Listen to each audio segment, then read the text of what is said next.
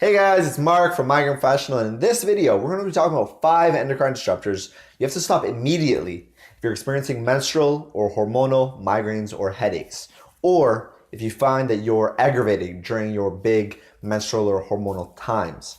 Now, my name is Mark from Migraine Professional. I used to suffer from migraines and headaches until about 5 years ago when I figured out how to beat them, and I've been migraine free ever since. So endocrine disruptors are chemicals that disrupt our endocrine system. Now, our endocrine system is the combination of organs and glands inside of our body that secrete hormones and govern the functioning of our body. Hormones are very powerful chemical messengers that help our body function and help regulate different systems. What happens when these systems start being detuned through these endocrine disruptors is we start developing problems. We start developing symptoms.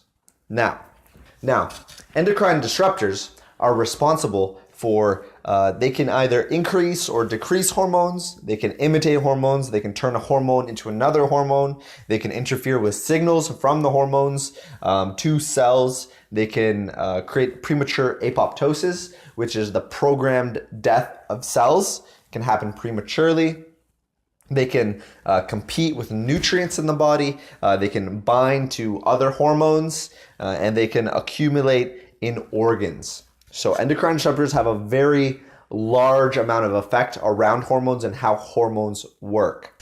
Now, if you're experiencing migraines and headaches, endocrine disruptors will impact these areas mainly, but a bunch of other areas kind of secondly. So hormonal systems, obviously your sex and stress hormones, your thyroid, so your metabolism, your ability to break down foods, your immune system, so your body's immune reaction to things, your innate immune system and your kind of learned immune system, and then food sensitivities.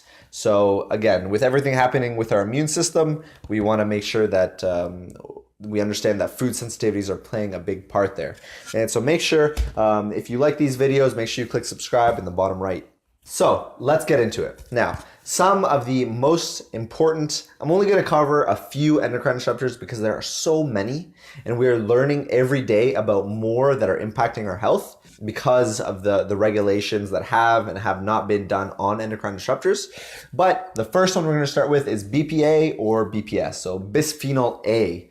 So this is most commonly found in things like receipts, cans, and then plastic. So you want to look at plastic in your life around your food, your drink, or anything that you wear, anything that you put on yourself. You want to make sure that you don't have any food plastics around your food, plastics around your drinks, water bottles, Tupperware, and then plastics around your wear. Often things like makeup and hygiene products, they have plastics in them. They could have BPA and BPS.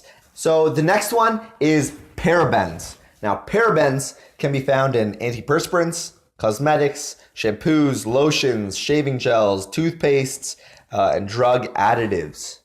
So it can be found in a vast number of things. You want to make sure, like I've talked about in other videos, you want to make sure that you vet out the products that you use. Everything that you put on your skin goes into your body. Everything that you put into your body gets absorbed to some degree or another and impacts your body. So you want to be careful, especially with some of these, because they accumulate in your body. Your body, if it can't get rid of them, if it doesn't know how to get rid of them, if it doesn't have the nutrients necessary to detoxify them, then these accumulate in the body and they disrupt function. And so the next one is atrazine. So atrazine, it's known for its effect in feminization, so the feminization of frogs in environments where atrazine is really high. Frogs will actually start all becoming female. Because frogs are sort of amorphous. They're neither male or female depending on what the environment needs. That will decide what they become, and atrazine will force that into feminization. So it's messing up how the endocrine system is functioning in frogs.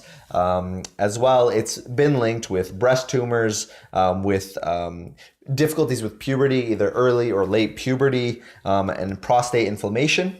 And so some areas that you kind of want to make sure that you're not getting atrazine intake is first off corn. Corn is one of the most sprayed crops with atrazine. you want to cut corn out of your life, especially because corn is one of the more inflammatory molecules. And then water. So you want to check your water. Bottled water, a lot of it is really, really bad quality. Tap water, again, just like the video on the 7 neurotoxins, check that out. Water is a big problem. Tap water is just generally, it's not the quality that we need to be healthy, to live healthy lives. You want to make sure you're getting good filters, and you're going organic where you can with your fruits and vegetables and meats. Then we want to cover our phthalates. So phthalates are another big endocrine disrupting molecule, and so it interrupts cell signaling, so the communication between our cells, especially in testes. So especially in males, in their gonads, and then it also it's been found to impact obesity, diabetes, and your thyroid function. And we all know with migraines and headaches, thyroid function is massive. Obesity is a risk factor for migraines and headaches, and diabetes, our blood sugar control. Again, that's another massive part of making sure that we maintain a healthy brain, is kind of steering clear of these. So phthalates can be found in plastic, especially toys, in PVC, plastic wrap, in personal care products, and things with the recycling label number 3. Generally, if you look at the bottom of products, it'll have a recycling label number 3, like bottles. And then there's kind of this group here. So perchlorate, chlorine, and bromine, these are all halogens. So bromine is used in bread products, baking products. Chlorine is found often in our water, but it's found in other things. And then perchlorate, it's kind of just like an industrial product. So we want to make sure we steer clear of these 3, because these are halogens, and these can be mistaken in the body for iodine. So they will compete with iodine. Iodine is a molecule our thyroid and our thyroid hormones need to function properly. When these guys are there and iodine isn't there, these will get substituted and cause faulty functioning of our thyroid. This is a big problem, especially in migraine headache sufferers, especially in people with metabolic issues. You want to make sure that you're cutting these out, your baking products, your tap water. You're making sure that the water you're drinking, it's a big source of chlorine if there's chlorine in it.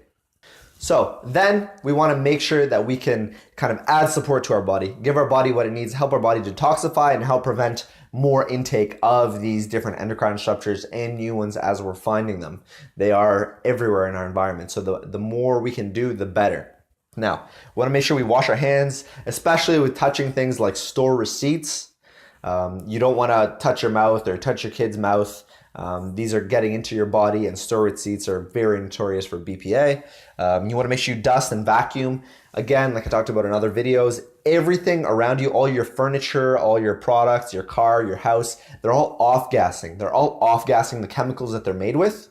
This ends up in the air, this ends up in the dust. You want to make sure you're cleaning regularly and you're sucking all that up, so it's not in the air, you're not breathing it in, your animals aren't breathing it in, your kids aren't breathing it in. And then fragrances. Anything that says fragrance and any synthetic fragrances are very suspect. Now, fragrance has become a like gray term that anything can be labeled under. So you want to really be careful. And the majority of endocrine disruptors are found that at least that enter into the air are found inside of smelly things. Things that have strong odors that are used for their odors. These generally have lots and lots of obesogens, they're called. These are a type of endocrine disruptor.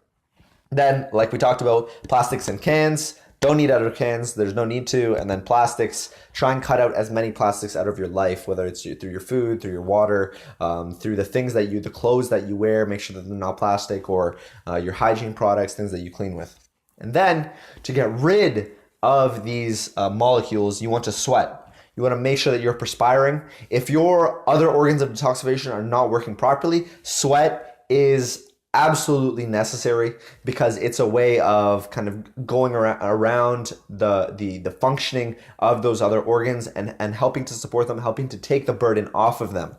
So then you want to get your fibers, so your intestines are flushing and binding to toxins and flushing them out. You want to make sure that you support your liver with things like cruciferous vegetables, your B vitamins, your minerals. Then your hormones, you want to make sure your hormones are regulated properly. Of course, if you're having hormonal issues, you want to get that addressed. It's easily addressable and not through birth control. Everyone thinks birth control is the only way you can do it. There's many other ways to do it. See our free guide on the 5 mistakes of hormonal migraines. I'll link to it in the description. And so let me know in the comments below, which one are you going to start with first? What are you going to start eliminating and removing from your diet or lifestyle first? Let me know in the comments below. Thanks. Hey, it's Mark from migraineprofessional.com. Thank you for watching this video. Make sure to subscribe in the bottom left corner. And if you want to learn more about migraines and headaches than you've ever known before and understand what causes them, what creates them, and what you can do about them, make sure to go to migraineprofessional.com. Thanks.